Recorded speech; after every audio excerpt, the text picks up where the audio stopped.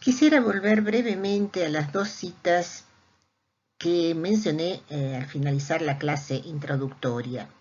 Me parece importante que retengamos la idea propuesta por Halberstam de que el monstruo es un cuerpo que produce aquello que no le es propio. Es decir, afirma los atributos de lo humano para una sociedad en particular que lo crea como una criatura monstruosa.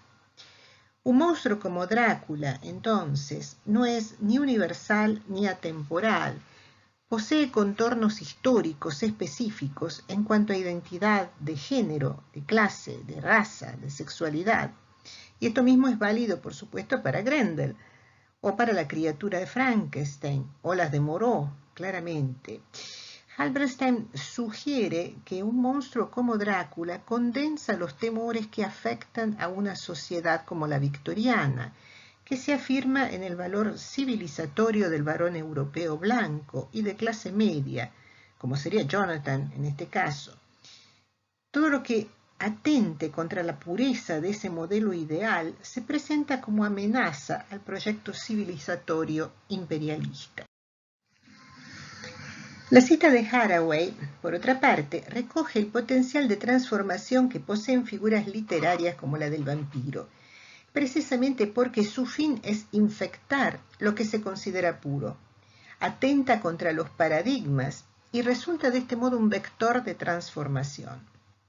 El monstruo se presenta para derribar las identidades binarias y las construcciones hegemónicas a mano de un saber científico pretendidamente objetivo y que se impone sobre otros saberes y otras construcciones epistémicas. Al propósito, les subí al campus un artículo de Paul B. Preciado, que no es obligatorio, pero que creo que ayuda a pensar la potencialidad transformadora de lo que con Haraway ella llama sujetos de saber vampiro, que es un saber con el otro, un morder y ser mordidos, y propone provocativamente con un gesto que es epistémico, en tanto implica ser a la vez protagonista y testigo de las transformaciones que se operen. Drácula se publica en 1897 y está escrita con un estilo epistolar. Su misma estructura remite a una tecnología de la escritura que imprime velocidad, cambio y una dinámica de lo moderno finisecular. Una diversificación de técnicas que también afirman la idea de un dominio tecnológico que se opone al arcaísmo del monstruo. Esta diversidad se dispone, como saben, en una serie secuencial de entradas de diarios personales, cartas, telegramas, artículos de periódicos, etc., que permite articular entonces diferentes puntos de vista y conjugar hechos diferentes y áreas geográficamente distantes relacionadas con el centro y la periferia de Europa. Stoker apela a un lector moderno y un lector cosmopolita que se ve identificado con los constantes desplazamientos y con una cartografía más amplia y variada. Vimos ya con Polidori que el gótico proponía un cambio diferente a la ficción anterior, implicando que el peligro ya no anidaba en los nichos y laberintos oscuros de un castillo rural. La amenaza se cernía en torno a la errónea manipulación de los elementos o bien provenía de zonas distantes y puestas en relación con un damero de intereses culturales, económicos y políticos actualizados. En su prefacio a la primera edición de 1897, Stoker escribía lo siguiente: la ordenación de estos documentos se pondrá de manifiesto al leerlos. Se ha eliminado todo lo superfluo para poder presentar verosímilmente una historia que está prácticamente en desacuerdo con las creencias de nuestros días. No existe referencia alguna a cosas del pasado en las que la memoria pueda equivocarse, pues todos los documentos elegidos son rigurosamente contemporáneos y expresan los puntos de vista de quienes los redactaron, limitados al campo de sus conocimientos respectivos.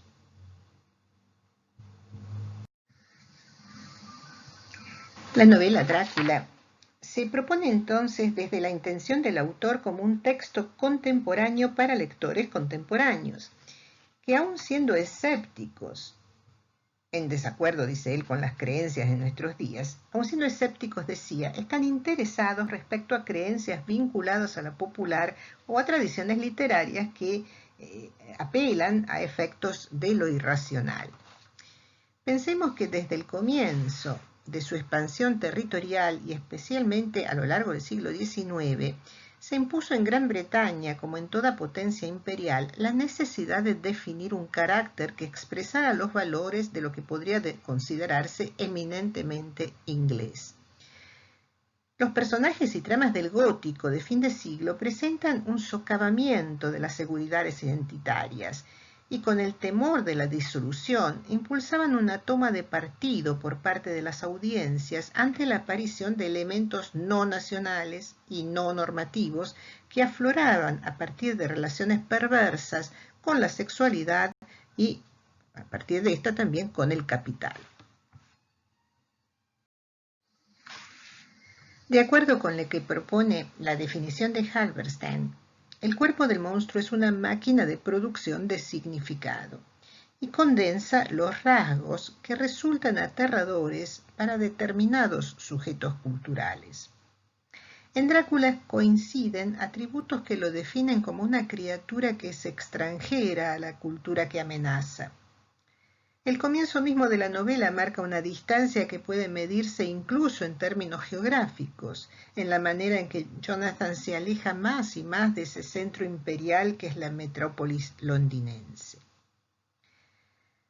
Drácula conmueve cada uno de esos elementos que concurren a la consolidación de lo que Inglaterra pretende proyectar en el mundo como imagen sólida de su cultura. ¿Cuáles son esos elementos que el monstruo amenaza? Bueno, por un lado la moral individual, cuyo respaldo y pilar es la familia victoriana, que asegura el recato y docilidad de sus mujeres y los valores patriarcales y heteronormativos. Por otra parte, una idea de progreso que permite la afirmación económica y territorial, una cultura enraizada en su propia tradición, con un proyecto científico, industrial y lingüístico que entiende necesario imponer como parte de una supuesta misión civilizatoria. El desarrollo de la novela propone una toma de partido contra la sensualidad femenina. En efecto, se contraponen dos modelos de mujer y se salva la que responde a las expectativas morales victorianas. Lucy, vampirizada por Drácula, encarna la femme fatale. Es bella, se siente atraída por el juego de la seducción, no deja indiferentes a ninguno de los hombres de los que se enamoran y que se enamoran de ella, y harán todo lo imposible por salvarle la vida. En Drácula, la religión tiene un valor simbólico, ritual, ennoblecedor y unificador de un mundo patriarcal y heteronormativo. Lucy es aniquilada en el capítulo 16 a través de un ritual que se presenta claramente como un acto sexual simbólico y correctivo llevado a cabo por el prometido, que es asistido por los demás varones. Dice, Arthur colocó la punta de la estaca sobre el corazón de Lucy y pude ver cómo se hundía en la carne blanda. Entonces golpeó con todas sus fuerzas. La criatura del ataúd se retorció y de sus labios rojos abiertos brotó un chillido horroroso y espeluznante que nos heló la sangre. El cuerpo se estremeció, tembló y se retorció entre frenéticas contorsiones. El caso de Mina, por el contrario, se presenta de diferente manera. Mina representa el epítome de la mujer victoriana. Es respetuosa, inocente, pura, dedicada por entero a su pareja. Claro que hay en ella aspectos que la relacionan con el nuevo tipo de mujer de fin de siglo, una mujer burguesa, emancipada, instruida, con inteligencia y recursos suficientes como para enfrentar a la fuerza aniquiladora encarnada en Drácula. Mina no es ese flanco débil de la familia victoriana que representa Lucy en la novela. Y en la novela ya se convierte a lo largo del relato en el ideal de mujer con el que acuerdan los demás protagonistas. Lucy, por otra parte, oscila permanentemente entre su papel de joven casadera y la de una joven que busca el placer sensual. La doble naturaleza de Lucy para el victorianismo emerge en la frivolidad, en la manera en que decide jugar con su atractivo, coqueteando con todos los novios al mismo tiempo. La sexualidad de Lucy es exuberante e impetuosa, no es la que se espera de una futura esposa, pero todos se avienen a su juego y nadie reconoce el peligro latente. Su transformación en vampiresa sería una evidencia de lo que siempre albergó en su interior. La metamorfosis de Lucy es disruptiva, hay desmesura, hay exceso donde debiera haber moderación y castidad, lo que resulta abyecto para los que se disponen a terminar con su vida vampírica. Se podría decir que en tanto monstruo productor de significados, Drácula pone en evidencia que la sexualidad es una construcción en el interior de una determinada noción de clase, de género, de raza. Como todo villano gótico, además, resulta ser una suerte de fuerza productiva que produce cuerpos deseantes, cuerpos excesivos, eróticamente activos, y a la vez provoca reacciones sociales de disciplinamiento, de inmunización comunitaria que aniquila esos cuerpos o los torna dóciles. En el gótico decimonónico, los escenarios y actores del primer gótico se modifican por el ascenso del poder económico y la hegemonía cultural de la burguesía, que desplazan del centro de la escena los valores de la aristocracia, en tanto símbolos de una identidad nacional. La construcción de esa identidad, advierte Halberstam, depende de diferentes categorías de raza y de clase. La sangre de la nobleza, nos dice la autora, se convierte en la sangre del nativo y ambas se identifican en oposición a las razas llamadas impuras, como las de los judíos y los gitanos. La nobleza, además, da paso a una clase media identificada, en primer lugar, por su relación con el capital, en su papel de productora y consumidora del mismo, y alineada, además, con una sexualidad normal, entre comillas, que conduce a la reproducción.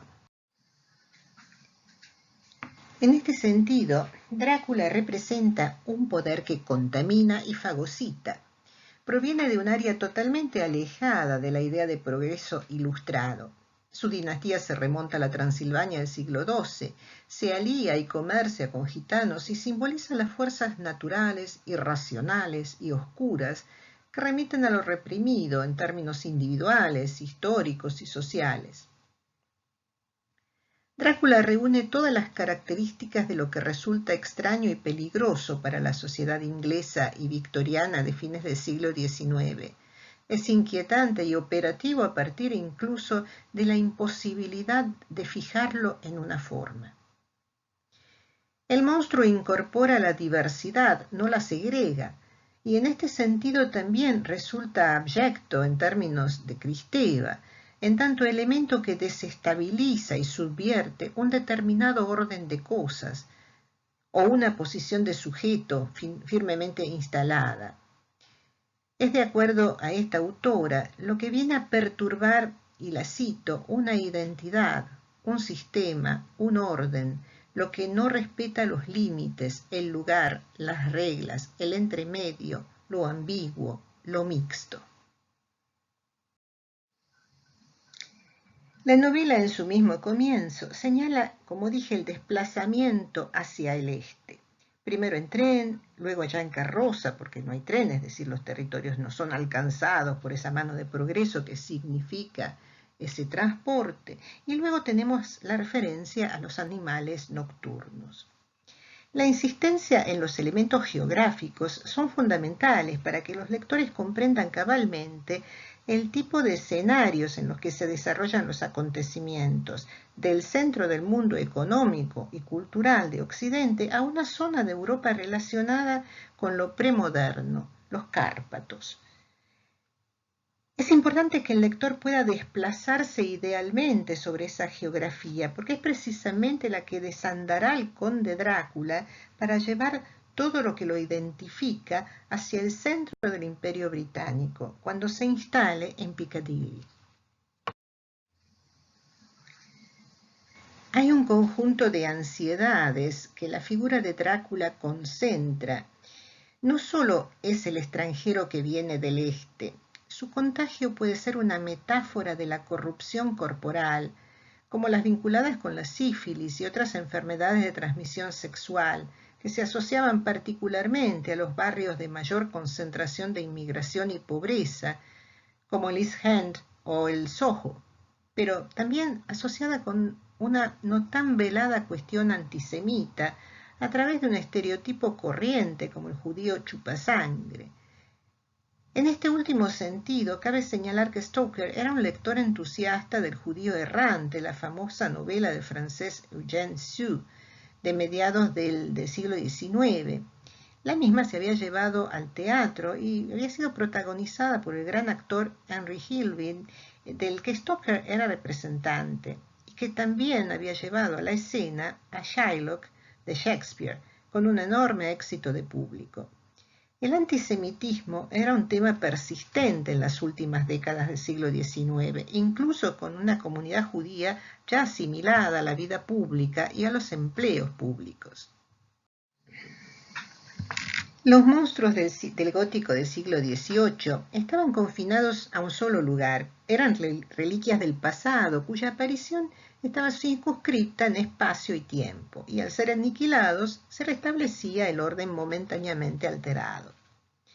No sucede así con los monstruos de fines del siglo XIX. El monstruo moderno amenaza con vivir para siempre y con conquistar el mundo.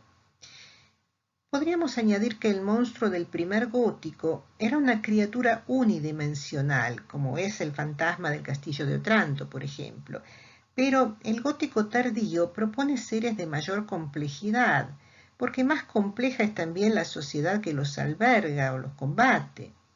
Es decir, son criaturas multifacéticas e irreductibles que encarnan verdadera amenaza para el poder desplegado de una cultura hegemónica en su afán de aislar, caracterizar y dominar los elementos, es decir, reducirlos a pocos rasgos conocidos que se puedan gobernar y civilizar. Stephen Arata coloca la novela de Stoker en lo que él denomina una narrativa del declinar, una narrativa de la colonización inversa. Y con esta expresión alude a que aquello que alguna vez se denominó mundo civilizado está siendo colonizado por las fuerzas primitivas, lo que se denominaba en la época lo atávico. Pensemos que figuras como Caliban y Drácula ocupan, podría decirse, los extremos opuestos de una curva de expansión colonial, lo cual implica también una diferente configuración de lo monstruoso. El monstruo en Shakespeare es una criatura avasallada, en Stoker un artífice depredador. Ambos, por otra parte, representan formas de la otredad, de lo que se coloca en los márgenes de la razón. Próspero, sin embargo, opera para moldear a Caliban según parámetros culturales propios y asignarle un lugar que esas caracterizaciones le asignan. En el caso de Drácula, por lo contrario, son esas mismas herramientas las que están en peligro, pues el monstruo corrompe principios reguladores y prácticas. El contexto de escritura de la obra de Stoker es el apogeo del dominio exterior de Gran Bretaña. Pero la presencia cada vez mayor de Alemania y Estados Unidos anunciaba la disminución del predominio en territorios y mercados. Con esta pérdida de la hegemonía en el damero mundial, decae también la confianza en el sujeto imperial, en sus estrategias y en su habilidad para la imposición política, cultural y económica. Esa debilidad es la que está en juego en los vaivenes de la narración, porque atañe a la idea de raza, de potencia y de supremacía cultural que se habían labrado a lo largo del proceso colonial e imperial y que llevaban el germen de su aniquilación como se expresa en otros términos también en El escarabajo de Richard Marsh, en El corazón de las tinieblas de Conrad, o en La máquina del tiempo, en La isla de Moreau de Wells, y por supuesto en esta novela, ¿no? En Drácula se escribe en la misma época en la que ven la luz también la novela de Stevenson, ¿no? Jekyll and Hyde, o bien Dorian Gray de Wilde. Se publica en el mismo año que la novela de Marsh, y todos estos personajes de los relatos ponen en juego la duplicidad de las intenciones y colocan al monstruo en el lugar, o mejor dicho, en el interior de lo humano. También por ese motivo, las novelas finiseculares privilegian la penumbra, lo remoto o el merodeo nocturno, todo lo que está por debajo de la superficie de lo visible, las zonas de oscuridad, reales o metafóricas, ¿verdad?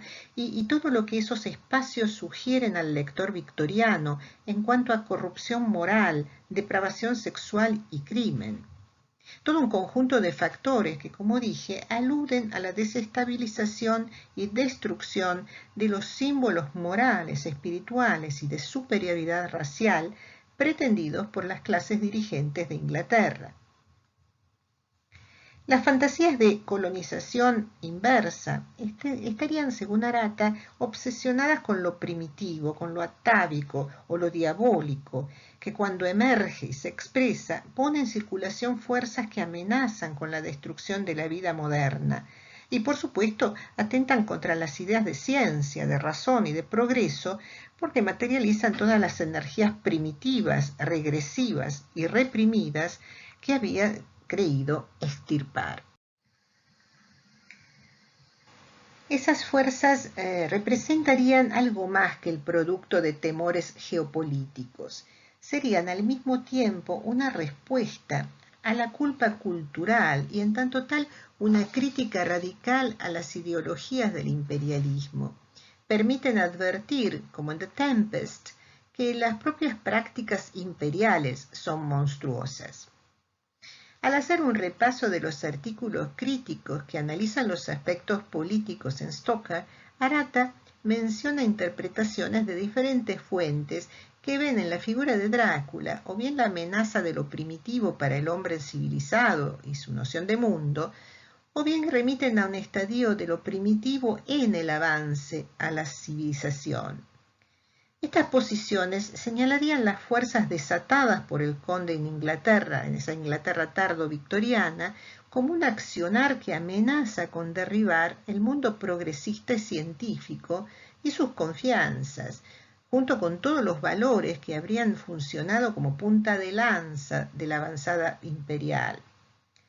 Algo que también se expresa en las novelas distópicas de Wells, por ejemplo. Arata, sin embargo, resalta otra característica de la novela, que es su pertenencia al relato de viajes, que como tal admite exhibir otros aspectos de la ideología imperial, en las que Mary Louise Pratt ha definido como zonas de contacto con la otredad. En esas zonas suceden intercambios, pero también una problematización, un corrimiento de fronteras de las que por otra parte depende la hegemonía imperial y pretenden marcar límites precisos. Límites, esas fronteras quieren poner entre lo civilizado y lo primitivo, entre el colonizador y el colonizado, entre el victimario imperial o vampiro y la víctima.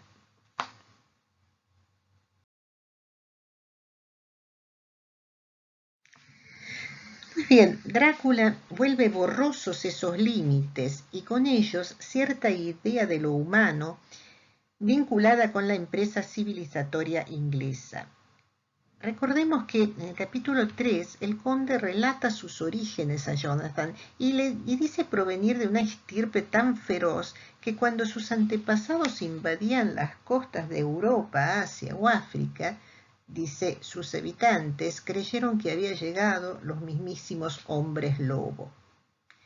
Al plantearlo en estos términos, el conde ya anticipa su predisposición a la acción, que se prevé predatoria y sangrienta, y al mismo tiempo resalta que proviene de un linaje de guerreros que conquistaron imperios y los hicieron colapsar. Al respecto, es importante señalar que Drácula no es el vampiro exangüe o el aristócrata decadente, sino un guerrero vigoroso y fuerte, y deberíamos agregar un temible estratega. Ninguno de sus movimientos carece de preparación y de tácticas. Recordemos ese despliegue de mapas, de guías, de listados, etc., ¿no? En efecto, de él se dice que tiene la fuerza de muchos hombres. Una vez, dice el texto, Jonathan fue testigo de eso cuando le cerró la puerta a los lobos y también cuando le ayudó a bajar de la diligencia. La zona de los Cárpatos, en la que Stoker elige colocar la morada de Drácula, era conocida por sus lectores como un área geopolíticamente inestable. El mismo personaje comenta que han transitado muchos ejércitos a través del tiempo. Dice, difícilmente haya en la región un centímetro de suelo que no se haya enriquecido con sangre de hombres, se trate de patriotas o de invasores. Es decir, en la misma presentación del conde se instalan todos los ingredientes que pueden sugerir la debilidad de los imperios en un arco que va del surgimiento a su desintegración, algo que era materia sensible para los contemporáneos de Stoker. Transilvania es lo que Drácula llama torbellino de razas europeas, una convivencia que no podrá generar sino conflicto y permanente lucha por privilegios y supremacías. En el periodo en que se escribe la novela, ocupaba mucho lugar en la prensa y opinión inglesa, por ejemplo, la masacre de la población armenia a mano de los turcos. Fue en 1894-1896.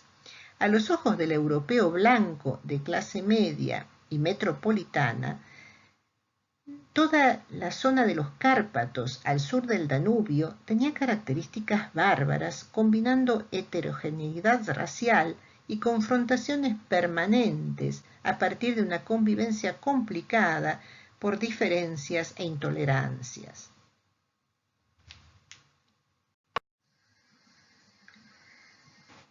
Al optar por situar a Drácula en los Cárpatos y atribuirle indistintamente rasgos de guerrero y de vampiro, Stoker interpreta de manera acabada los temores de sus contemporáneos. Arata comenta al respecto lo siguiente. Stoker logra forjar vínculos aparentemente naturales entre tres de las principales preocupaciones: las luchas raciales, el colapso del imperio y el vampirismo. Los vampiros son generados por el debilitamiento racial y el declive de los imperios, no viceversa, condiciones estas que caracterizaban la Inglaterra del período victoriano tardío.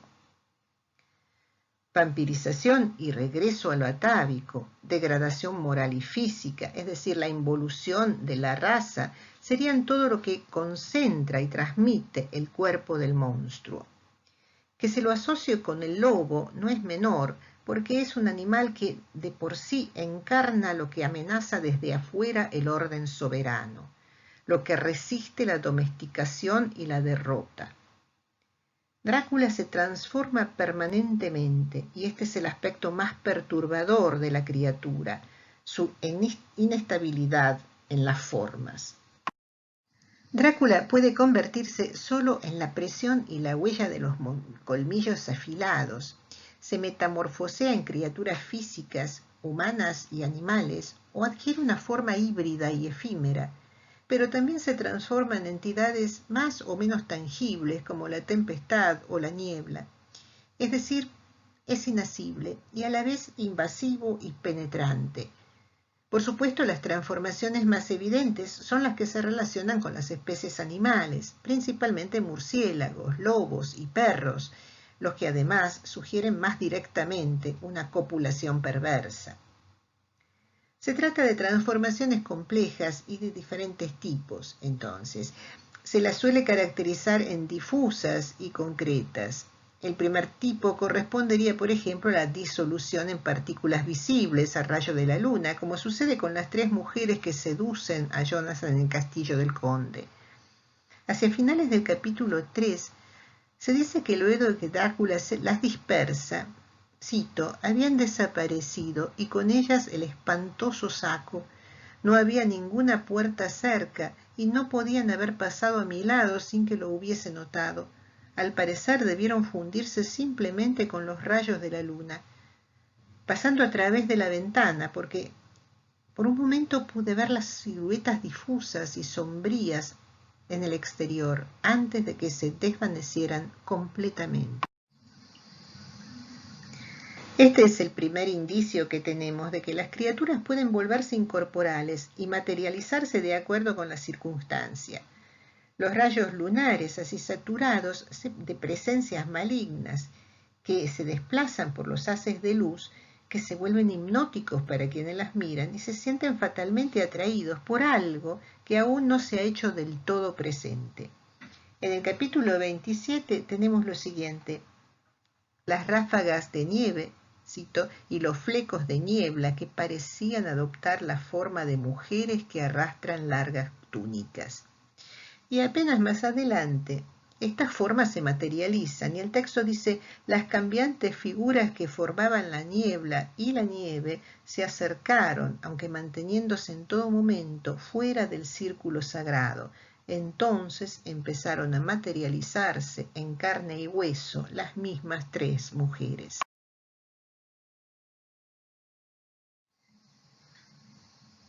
Probablemente sean estas las transformaciones más inquietantes. Los elementos aéreos, vapores, lluvia, nieve, niebla, son los que sirven de soporte para que los vampiros se encarnen y desencarnen, se trasladen rápidamente por el espacio, cumplan con ese acecho constante, algo que está en la atmósfera, y que encubre su presencia a los ojos de los mortales, aun cuando transmiten turbación y expectación.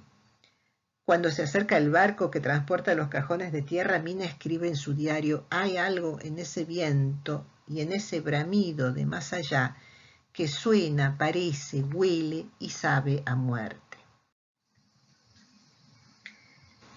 La neblina y los vaos que se extienden sobre todas las cosas se interpretan como el enorme poder que se expande y que, al interponer un velo sobre lo visible y los límites de las cosas, hace proliferar las potencias de lo caótico. En los capítulos 19 y 20 a 21, la niebla invade la habitación de Mina y la posee. Ella recuerda en su diario lo siguiente: hubiera querido levantarme para asegurarme, pero una especie de letargo pesado parecía atenazar mis miembros e incluso mi voluntad. La niebla era cada vez más espesa, penetraba a raudales en la habitación como si fuera humo, pero no lo hacía solo por la ventana, sino a través de las bisagras de las puertas. Siguió espesándose todavía más.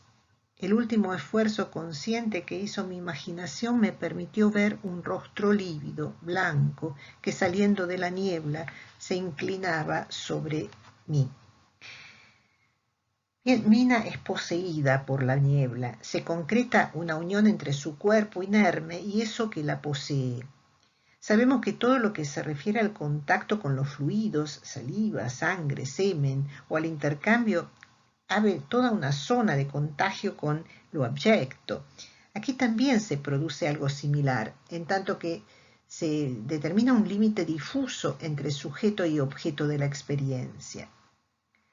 Los múltiples modos de aparición de la criatura provocan la emergencia de lo abyecto, porque la víctima y de la vampirización pierden paulatinamente las características de lo humano para adquirir las diferentes modalidades de indefinición genérica que atentan contra la estabilidad del cuerpo orgánico y sus funciones naturales. Me desvanezco en esta cosa insistente, cruda, insolente, afirma Kristeva, y también señala algo que es parte del modo de actuar del vampiro, que es lo siguiente: la abyección es inmoral, tenebrosa, amiga de rodeos, turbia, un terror que disimula, un odio que sonríe, una pasión por un cuerpo cuando lo comercia en lugar de abrazarlo. Asimismo, Drácula, como lo ha notado Rosemary Jackson, proviene de la esfera inorgánica, no vivo, no cosa, no bestia, no hombre, anterior a la formación cultural. Y esto permite pensar su pertenencia, por un lado, a un atavismo en el que el deseo es en tanto exceso de deseo, porque no reconoce límites impuestos por la cultura, y por el otro lado, a una entidad que es pura voluntad y que se expresa en las distintas formas que habita, sean o no biológicas, sean o no sistémicas.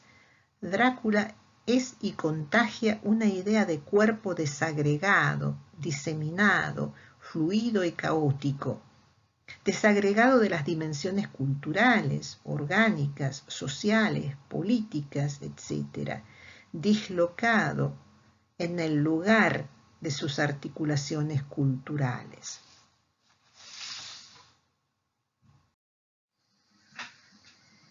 Para finalizar, el coito entre el vampiro y su víctima vuelve poco operativa la búsqueda de definición de lo humano en ese ejercicio de consumación del deseo.